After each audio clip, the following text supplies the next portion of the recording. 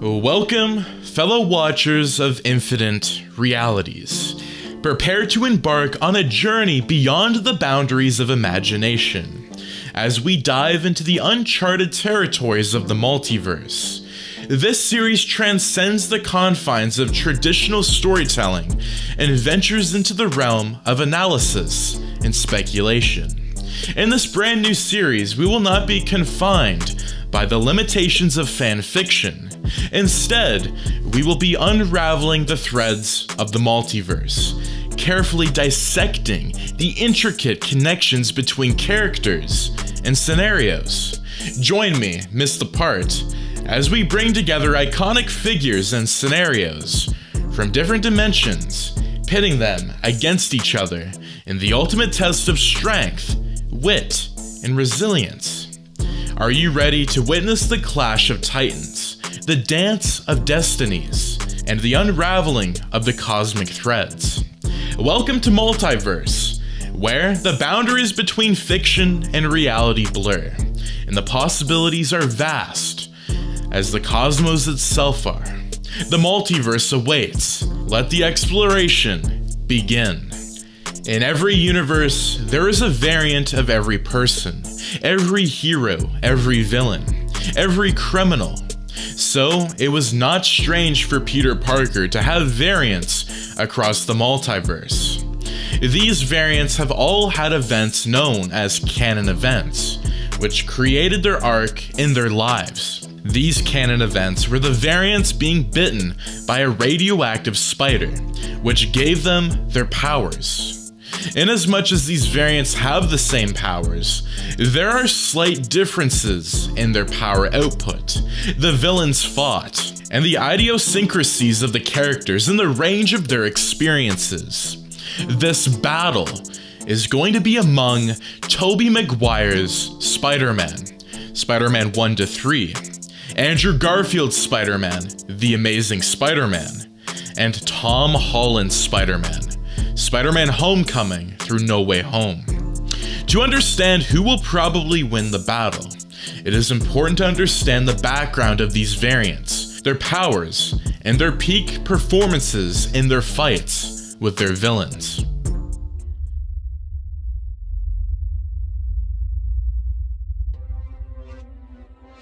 Tobey Maguire's Spider-Man.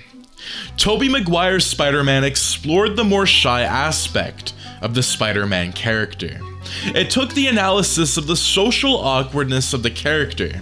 After Peter had gotten bitten by the radioactive spider, he received the powers to scale walls.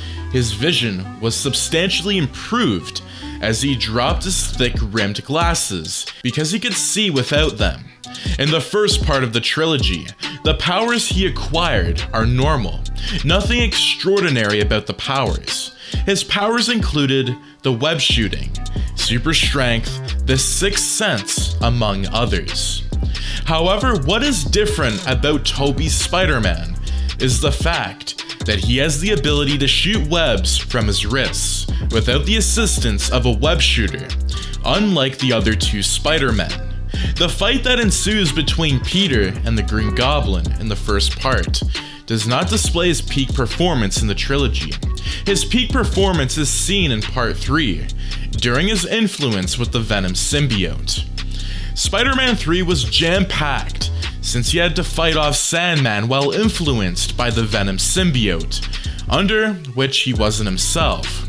Out of the three Spider-Men, Tobey has faced Eddie Brock, and he has emerged with the symbiote. During this merger, he was at his peak. He had no reservations like normal heroes. He could fulfill his mission at all costs. He admitted to feeling stronger under the influence of the Venom symbiote. This is evidenced in this fight scene with Harry Osborn.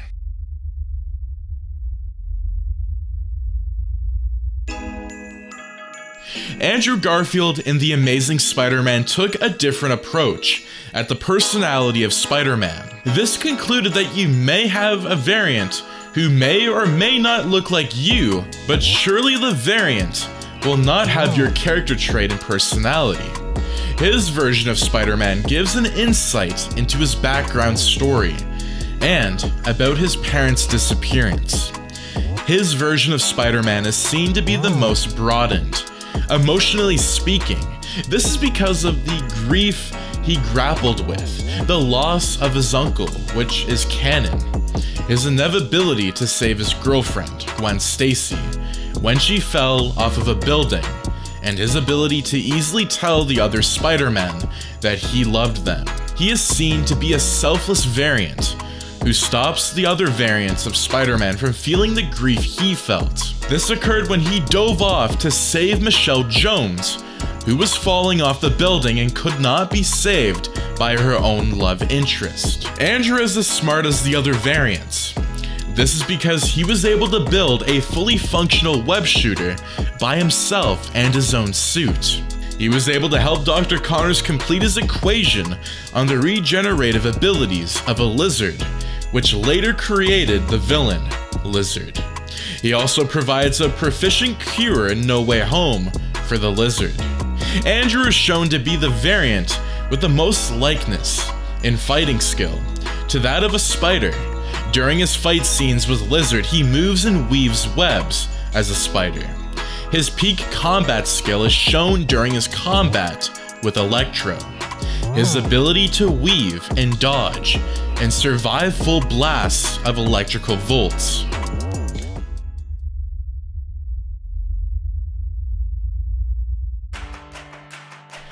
Tom Holland's Spider-Man. The Marvel Cinematic Universe's adaptation of Spider-Man is more in tune with the teenager age in which Spider-Man is to be.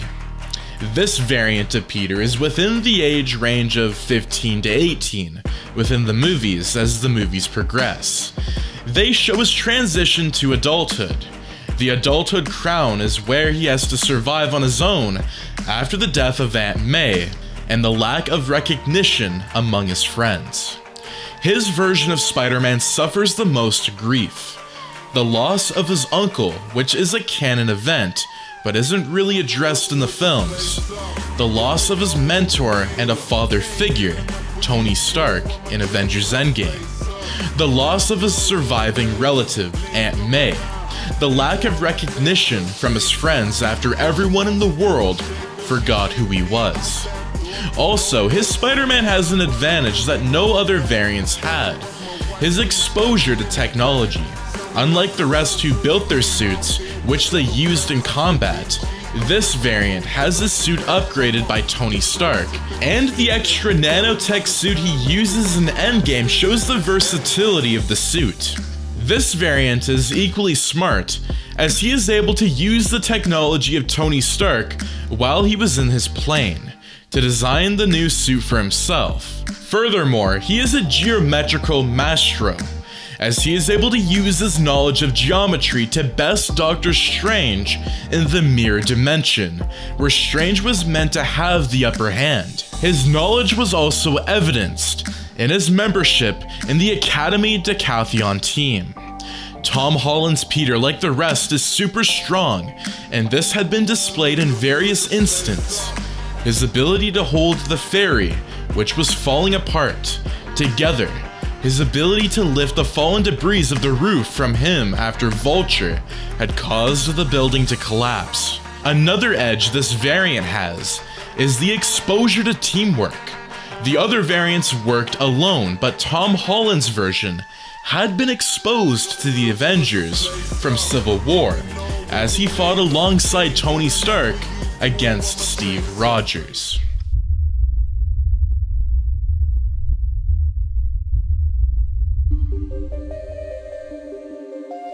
If the three Spider-Men were able to battle it out on strength alone, who do you think would win because of their strength? Who do you think is stronger? Analyzing the first Spider-Man, Tobey Maguire, as earlier noted, he is quite strong. He was able to stop a moving train at breakneck speed from plummeting to the ground. He did this by attaching his webs to opposite ends of a building and pulling tightly against them while his body was flat against the front end of the train. This took a lot of strength from him because he immediately became weak after he accomplished the feat. Doing some math, a New York train weighs about 55,388 kilograms when it's full and moves at the maximum speed of about 102 kilometers an hour, meaning it would take a force greater than 3.4 million newtons to stop it when it's empty. A train would fully house 40 people in a subway car, and it has up to 8 cars. Therefore, if this train was full, then about 320 people were inside the train, which would require greater than 3.4 million newtons. So this shows the strength of Tobey Maguire's Spider-Man. It should be noted that he did this all by himself, without anyone's help. It must be highlighted that his strength was executed to slow down a speeding train. He also stopped a collapsing building in Dr. Octopus's lab from crushing Mary Jane. He caught and stopped the building with ease. Finally, his tenacity was tested during the third part of Spider-Man, when a giant-sized Sandman plummeted him into the metal bars more than 6 times. This was done while he was being choked by Venom. Analyzing Andrew Garfield's Spider-Man, his peak strength was shown in the battle with Electro. His endurance and strength to catch cars midair, and to substance full blasts of electrical currents from Electro, and from the electrical plant blasting at a full current. However, there is no other scene that shows his strength. Therefore, it is difficult to analyze the true strength of Andrew's Spider-Man. But for this case, his version seems to be considerably weaker because his display of strength was not given enough screen time. Analyzing Tom Holland's Spider-Man, his version has been given a lot of screen time, where his upper body strength has been shown. During Civil War, he stopped the punch of Bucky, which Steve Rogers couldn't do. He caught a trailer midair after Steve had caused the supporting beams to collapse. He stopped the metal claws of Cull in Infinity War. Although the true strength of Cull is unknown, which Iron Man in his full suit couldn't. He also lifted fallen debris of a roof which Vulture had caused to collapse on him. Out of all of these, his greatest display of strength is where he held the ferry together in Homecoming. The State Island ferry usually carries about 4,427 passengers, with 16 crew members, making it 4,443 people on board. It is 310 feet long and 7 feet wide. It has a gross tonnage of about 2,794 or 2,794,000 kilograms and service speed of 16 knots, 29.6 kilometers an hour. It would take immense strength to hold the ferry together. From the foregoing statistics, it would clearly prove that Tom Holland's Spider-Man is stronger. We must then consider the tensile strength of his webs, because this will aid in eliminating the amount of strength he exerted in holding the ferry together. Also, he had held on for about 12 seconds before Tony Stark provided help. However, let us advert our minds to a particular scene in No Way Home, when Tom Holland was about to kill Norman Osborn. He raised his glider and brought it down with force, but he was stopped by Tobey Maguire's version. Tobey held onto the glider and prevented Tom Holland from killing Norman Osborn. It's arguably that Tom Holland's variant was not using optimal strength in that scene, but this is a scene when the direct contact between the two variants and their strength play comes into question. It can be seen clearly from the preceding events that Tom Holland's variant was emotional, hence why Tobey Maguire's variant was able to stop him. The tensile strength earlier mentioned of Tom Holland's webs from his web shooters aided in his ability to hold the ferry together. Whereas Tobey's biologically produced webs, it is also a determining fact and adds to the strength. From the two events, the later reaction of the variants may be used as a determination factor of whom exerted more energy. After stopping the train, Tobey Maguire's version had to be carried by people, whereas Tom Holland's version, after holding the ferry together, was still able to have energy. Although one may argue their endurance level, from the analysis, Tobey Maguire's version of Spider-Man appears to be the strongest.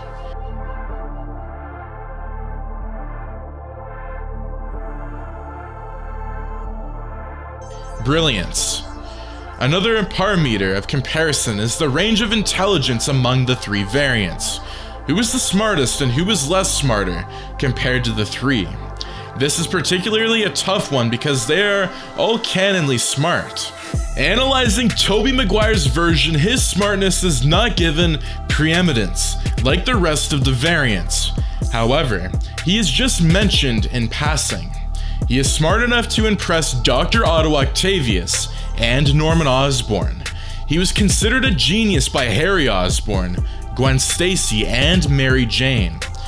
He is canonically proficient in chemistry, as shown in Spider-Man No Way Home. There is no other screenplay where he is shown to be smart. Analyzing Andrew Garfield's version, he is shown to be on-screen smart.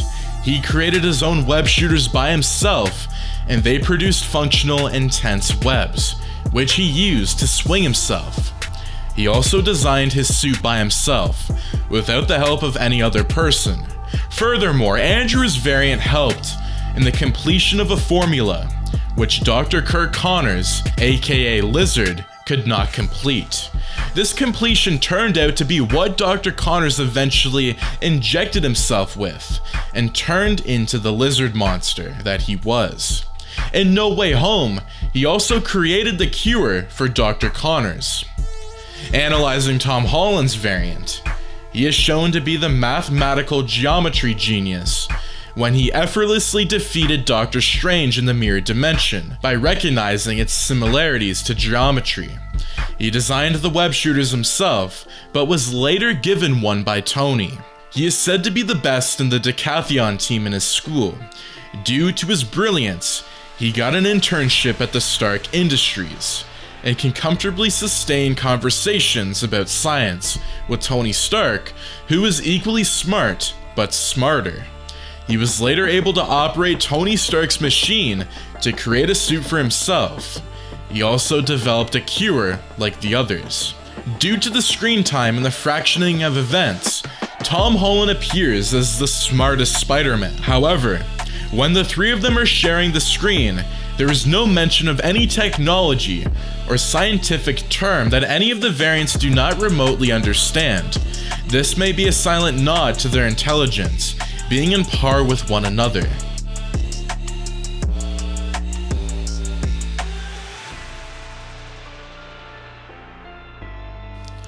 Combat skills. The combat skills is a combination of the variant's speed, agility, and skill during combat. This will be analyzed from different times when the variant was facing his apex predator alone, or from scenes where the variant was purely at his best. Analyzing Tobey Maguire's version, his skill set can be analyzed from the two first installments, Part 1 and 2. In Spider-Man 2, where he faced Dr. Otto Octavius on the train, and in his warehouse, Tobey Maguire's Spider-Man showed swiftness, which is common to all Spider-Men. He was able to dodge major blows from Octavius. However, his combination of swinging and hits were medium, and not as impressive as his counterparts later on. His version rarely did combinations of flips, acrobatics, and aerobatics. While fighting with the villains, his skill set was not as wide as the rest. However, this is greatly improved in the third film, when he was gone up against Venom, but this didn't really improve his acrobatic skills at all. Analyzing Andrew Garfield's variant, he is seen as the most nimble and the most flexible among them all. He is agile, and fights more spider-like compared to the rest of the Spider-Men. This was evident during a high school fight with Dr. Connors, the lizard. Andrew rapidly fires webs, which shows his speed, and he wraps the webs around Connors like a spider, preparing his meal. At some point, he crawled over Dr. Connors like an insect. Furthermore, in his fight sequence with Electro, Andrew was able to leap from plant to plant quickly enough to avoid certain blasts. He is able to swing complexly and adds more of aerobatics in his sequences. In one scene, Andrew created a web bed and attached it to several ends of the tunnel to track the movement of the lizard in the tunnel. This counts for his combat skills. Analyzing Tom Holland's version, he is energetic and quick on his feet. He is able to avoid and evade most of his enemies, weapons, or hits. Particularly, his swinging skills came into play during the Civil War, while he fought against Bucky and Falcon, two trained soldiers. He was able to weave and dodge their weapons while he made humorous remarks while at it. In his other individual films, he also gets enough screen time to move around, scale walls, and do amazing flips. He is the most acrobatic Spider-Man, combining a lot of his skill sets. In one scene in Far From Home, he complexly uses a boom device to catapult himself to a bridge and lands perfectly. It is possible to also include the spider tingle as part of a combat skill, as it is a special skill only the 3 Spider-Men have, which aids them in battle. Out of the 3, Tom Holland's version relies on the tingle the most. This is shown in Spider-Man Far From Home, where he particularly relies on the spider sense, which he calls his Peter Tingle, in order to fight Mysterio. Also, the hair on his arm stood when he sensed danger, which was miles away from him.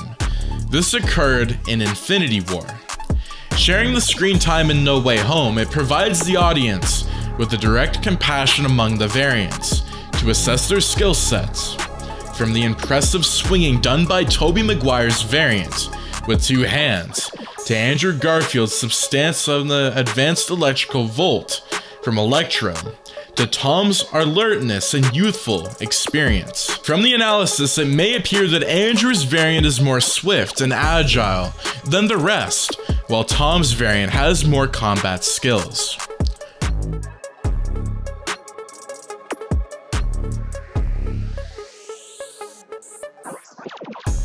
Costumes. This will be from the basis of the analysis of the suits ever worn by the Spider-Man during the course of their movies.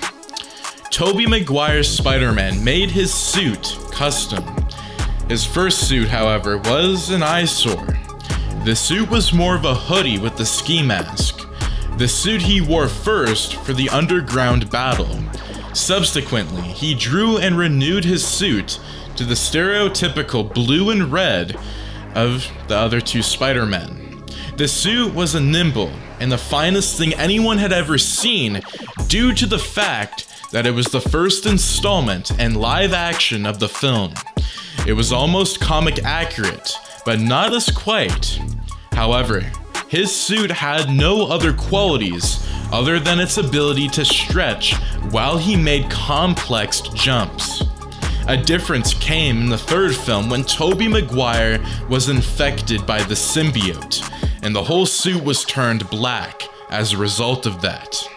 This was one of the most iconic and stunning suits ever. It was difficult, and no other Spider-Man-like, which made it all the most outstanding. Its contrast with the silver eyes was even more beautiful. It was one of the best suits any Spider-Man had ever worn. Andrew Garfield's Spider-Man suit in the first Amazing Spider-Man was equally beautiful. However, most people commented about the yellow-tinted spider eyes, which was off-putting. Unlike Tobey's version, Andrew's costume incorporated deeper shades of blue and red initially. The contrast made his suit better than Tobey's, except for the yellow tint. In the second installment, they took away the yellow tint, which improved the suit's quality by far. This made Andrew's suit the most comic-accurate Spider-Man, and it was most accurate for looking like the Ultimate Spider-Man suit. Tom Holland's version had an array of suits, and this was due to his affiliation with Tony Stark. Like Tobey Maguire's, his first designed suit was the hoodie and some goggles. This was to be the friendly neighborhood Spider-Man that he said he was. However, Tony Stark made his first suit for Tom Holland's Spider-Man, and it was almost like Andrew's version. The difference being the suit self-tightened and deflated when the suit was pressed. Also, it had expressive eyes. This was a feat no other suit could achieve. The lack of expression eyes made it impossible for the characters to portray their emotions, hence, they had to take off their masks most of the time. Other than that, Tom Holland's version acquired beautiful suits. His suit came with a parachute, which was activated by a timer that went off when he was too high in the air, an AI that guided him on combat activities. It was more than 500 web options, including a web grenade. It had recognizing and face scanning devices. His suit was a fully equipped tech suit. Another stunning moment came during Infinity War, where Tony released the nanotechnology from his house for Tom Holland's version. When the nanotech merged with the suit, it was more of an Iron Man Spider-Man suit.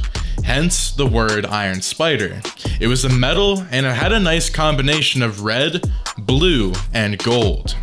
The tech had been taken to another level, as he was able to activate sequences like instant kill. Also, the suit could produce metal legs, which resembled a spider's leg. Finally, the last memorable suit this variant wore was the one he custom made for himself during Far From Home. It was red and black, unfamiliar but beautiful too. The suit came with slight amps such as web wings, which helped Peter glide in the air. Due to the flamboyance of the MCU and his affiliation with Tony Stark, Tom Holland's Peter Parker wins this battle of suits. After making this statistical analysis, answering the question of who would win will still be a tough one.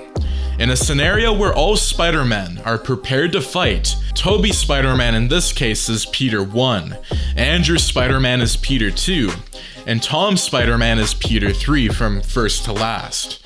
They appear in their peak performances and best suits. Peter 1 in his Venom suit, Peter 2 in his suit from the second installment, and Peter 3 from his nanotech suit. Sadly, although he has agility and flexibility with quick hand movements, Peter 2, Andrew Garfield's Spider-Man, may be the first to be eliminated. This is because his on-screen Spider-Man qualities were underrated and underwhelming. They were never given enough prominence. Adamantly, he is the version who is more in touch with his feelings, as he says "I love you" and "No Way Home," unprovoked. But feelings may not necessarily win the battle, hence the reason for his elimination. The battle remains between Tobey's Venom persona and Tom's Iron Man persona. The battle could go both ways, but one side may eventually succeed. Tom's version may have the ability to kill Tobey's version, but due to the parasite known as the symbiote, Tobey will go all out to kill Tom's version. That aside, the Venom symbiote enhanced the qualities of Spider-Man, made him faster, stronger, and more egotistical. The hubris may actually cause his downfall.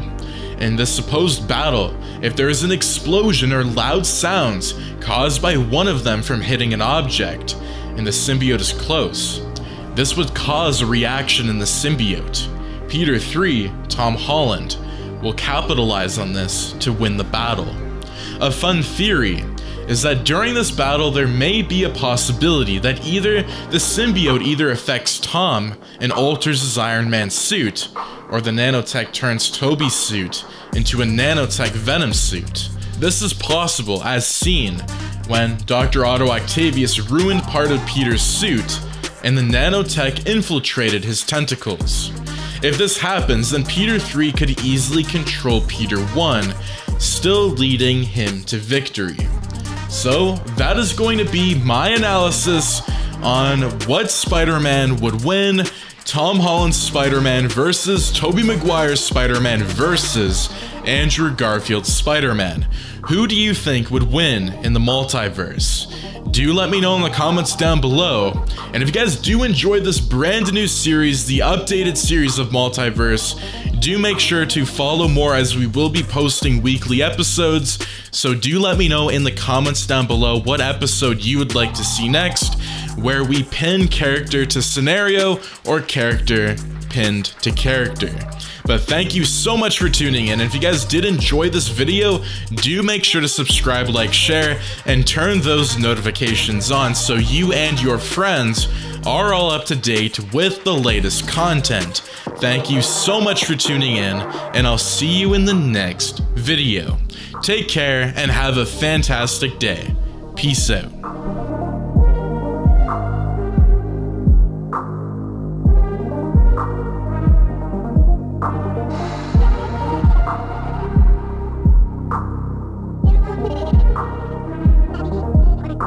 What?